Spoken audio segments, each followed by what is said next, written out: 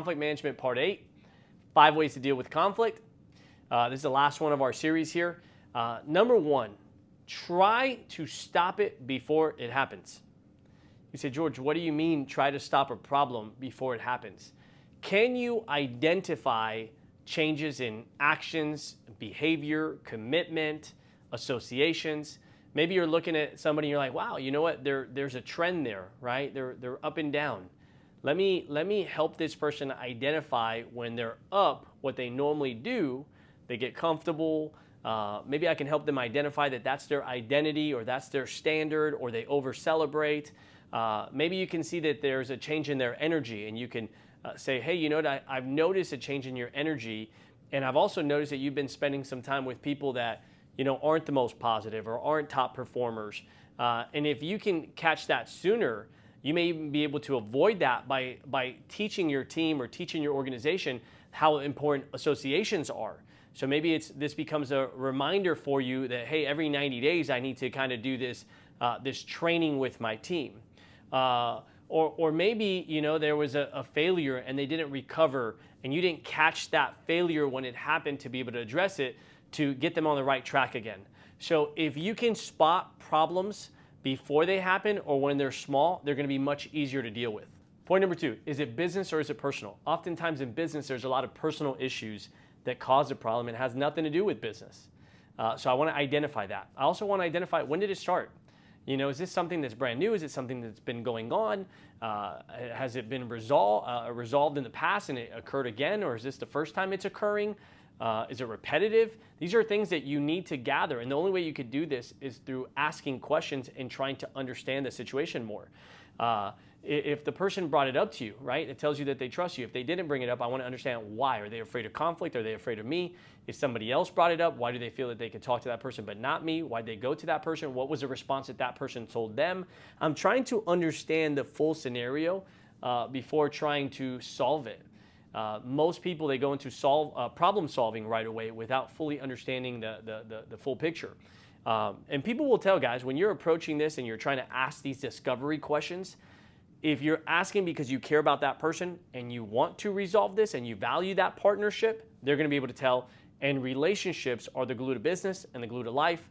So make sure that you're asking questions when you're dealing with this to fully understand the situation. Number 3, who's involved in the situation and who's involved in the solution? Like I said earlier in one of the prior videos, that we do not talk about problems unless all parties are present.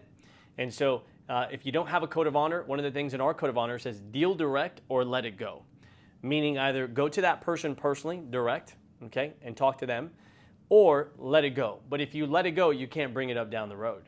That's a code of honor, right? Hey, we do not talk about any situation without that person being present that you're talking about. That's a code of honor.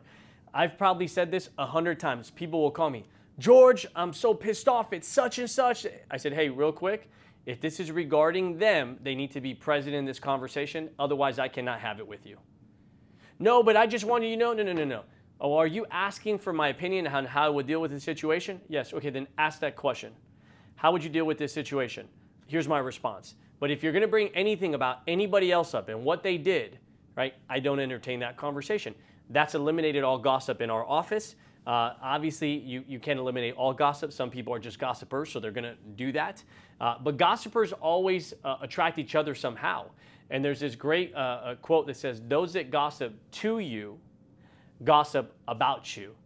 And so I'm very careful where I do not build any relationships with people that gossip, and I do not allow anybody to talk to me about somebody else without that person being present.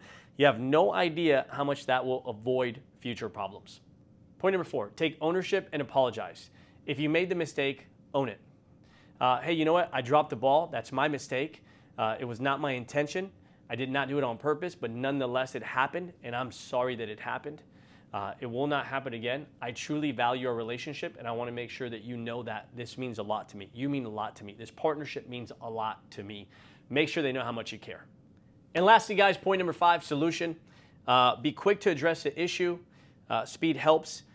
You want to address it as soon as it happens. Number 2, before asking somebody to change, start with what you're going to change or what you could have done better.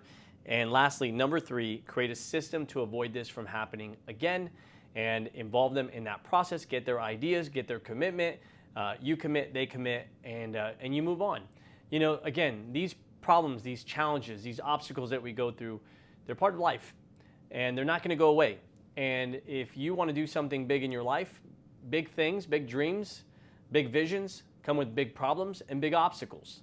If you are a person that quits every single time there's an obstacle, you're never going to be successful. If you're a person that quits on people every time that there's a problem, you're never going to build long-term relationships. So be prepared, be skilled, have a system. Before this, coming into it, from being a server at a restaurant, never experiencing leadership, business building, team building, I didn't know how to handle problems. I saw the wrong way of handling problems. But through working through these challenges, I've learned my own tools on how I address things. And maybe you're going to have a different way that you process these things, and you're going to create a new system. But the whole point is that you have a system for how to deal with challenges. I hope you got value from the series. If you did, please share it with other people. Take care, guys.